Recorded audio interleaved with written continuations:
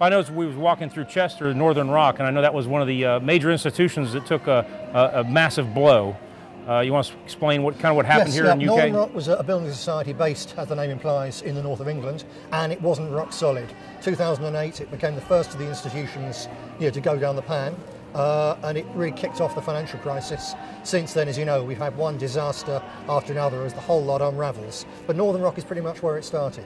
Right. So what is what's the UK doing now to come out of this crisis or this problem? Very interesting. You'll have seen walking through Chester already. This is a wealthy town, right. Bear in mind. You'll have already seen quite a lot of boarded up shops. It's been really hit badly. Well, I've noticed I was here 2 years ago, and 10 or 15% of the shops that were here are gone. Yeah, absolutely so. So the government now say, well, they're going to do something about this. And in particular, they've been saying for months or a year or so that the banks need to lend more money to especially small businesses. The banks haven't been lending. So now the government just on Friday announced a new scheme. £80 billion is going to be available for the banks to lend to small businesses. Okay, 2 questions. All right.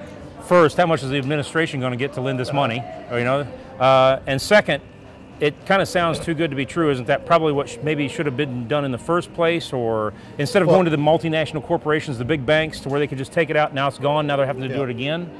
Well, obviously, it should have been done a long time ago because the things that create the jobs that keep towns and cities like this alive are small businesses, not giant corporations. Right. When a big supermarket opens up on the edge of town, it destroys businesses, destroys jobs overall. So they should have been lending to small businesses a long time ago.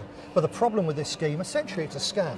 They're talking about 80 billion, that sounds absolutely tremendous, but the problem is this: the Bank of England is going to be lending the banks that money at 0.25%, virtually for free, right. And then they're going to be lending it to the businesses at a couple of percentage less than they otherwise would. There's still going to be a hell of a lot more than the banks are paying for it. So you ask, where's the money really going? Well, a lot of it is going to be siphoned off back to the same rotten, crooked, corrupt banks that caused this mess in the first place. Seems to always happen, doesn't it? It always happens. They always have their fingers in the pie, don't they? Yeah. I know you have had some problems with the finances of the BNP.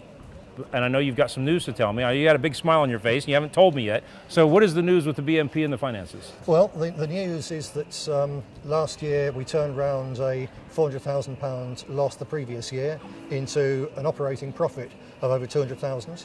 So to turn around £600,000 in 12 months period from loss into a going concern, that's really good. But the important thing, just a few days ago, we submitted our accounts for last year to the Electoral Commission, which all political parties have to send their accounts to them. They oversee them, they look into them to the same level of a multinational company. We're really scrutinised intensely, so every penny coming in, every penny going out, it's properly accounted for. Right. And it's a big strain on all small parties, actually, that you have to do this. And quite simply, for years, we haven't been able to cope with getting all the figures, having absolutely everything in. And so we've had either, sometimes both, the accounts in late or the accounts what's called qualified. In other words, the accountant, the auditors, saying we're not sure about this, there's records missing here, right. Records missing there, so there's gaps. There's gaps in the cash flow and control process and so on. This time around, the first time ever, we've not only got the accounts in early, right, but also they're completely unqualified. In other words, they're signed off as being absolutely right in every way, shape or form. So Clive Jefferson's done that as Treasurer, not me. It's a tremendous job. The party owes him a huge moral debt, right. Because a couple of years ago these things were being used to say, oh, the party's in big trouble. It wasn't, but it was used as a stick to beat us. Right. And now the opposition haven't even got that stick because our accounts are in on time and they're absolutely spot on. Well, I know the BNP is always under scrutiny, as most nationalist organizations always are, so you have to be spot on. It doesn't have to only be clean, it has to be spotlessly clean, absolutely. Correct?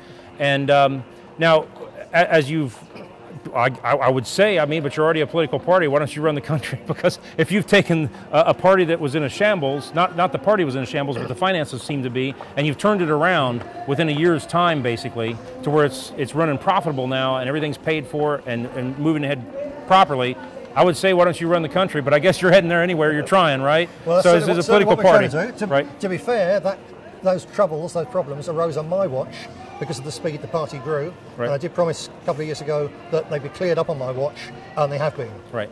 So yeah, I think that we've got the real thing. That's not unusual though. Even if you have a company that's growing fast, it gets out of control. Yeah. That's exactly you know, much like a McDonald's, when you've started the first one and then you've grown into 20 or 30 or 40 stores quickly. That's not uncommon. It's nothing that's strange for a company or a political party that grows fast. For that to happen. Exactly so. I don't really thank you for the comparison with McDonald's. Well, we are bringing them here. No, I see that. But the fact is that, we have sorted it out. The real thing that gives nationalists the right to speak about things like the Northern Rock fiasco and everything the government's done since is that we're the ones who for decades have said, look, the whole fiat money system, the whole business of banks, even things like the Bank of England, the Federal Reserve, theoretically state-owned, actually private, the whole business of them creating the nation's credit, then lending it at interest to the ordinary public, is usury, it is wrong, it won't work in the long term, and there has to be a better way. We're the ones who've been saying that for decades, and everyone now knows that we're right, because they used to say it's not true. Now it's acknowledged, quantitative easing, the Bank of England prints money. It's then the question of what they do with it. And they've decided they're going to give it to the banks, effectively, to lend it to small businesses so they can gouge more interest out of them. And what we're saying is it should be created by the elected government through various proper checks and balances, and it should be spent into circulation, rebuilding British industry, rebuilding our research base, turning this country back into the powerhouse of the next industrial revolution, which is the thing we used to be, the thing we can be again. Right. Well, you know, you were talking about the Bank of England, and we have the Federal Reserve. And it was a really nice way that they put a twist on the name of Federal Reserve, because the average person out there that really doesn't pay attention to politics or banking, they think that's part of the government because it's Federal Reserve, but it's not. It's a group of individual private bankers, and basically they are. Well, our founding fathers warned us against that. They said, do not let someone else coin your money. Absolutely. Is it the same here? Is the Bank of England a private corporation, or is it part of England, exactly the government? The same. It's not the Bank of England. It's a private concern with giant corporate shareholders. Federal Reserve, not run by the American government. Federal Express isn't part of the American government. Well, similar to the Bank of England is the tail that wags the dog. And like I say, nationalists have said for decades that this is the key issue of our times. So for the elected government of the people to take back the right to issue the nation's credit. Oh, so you have a group of private individuals who are basically controlling your money supply. And I don't think the average person can grasp that, because they always picture the government doing that for them. And they have oversight. Where in our country, we don't even know we're not allowed to know who the Federal Reserve is. So I don't know if you are allowed to know who the board of directors are for the Bank of England, but they're the ones who actually control your money supply, and who controls your money supply actually controls your country. That's the problem.